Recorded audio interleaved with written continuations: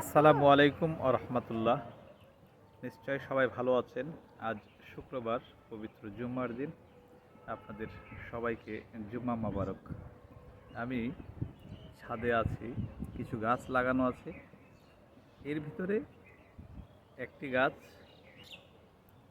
বিদেশি জাত বিলাতি আমড়া। সেই আমড়া থেকে একটি আমড়া সংগ্রহ করলাম। আমড়াটির স্বাদ উপভোগ করার চেষ্টা করব। এদিকে একটি টুনটুনি পাখি পেছন থেকে উকি দিচ্ছে। টুনটুনি পাখি আবার এই আমরা খাওয়ার স্বাদটা হয়তো নিতে চাইছে। দেখা যাক, আর চেষ্টা করছি।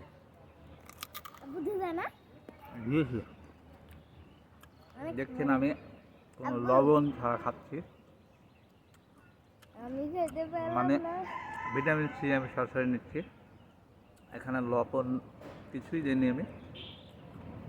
বিদেশি আমরা আঠিও নাই, ছোট্ট একটি ভিতরে আঠি থাকে, যেটা আমরা আপনারা সবাই জানি, এবং আঠিও খেয়ে নেওয়া যায়।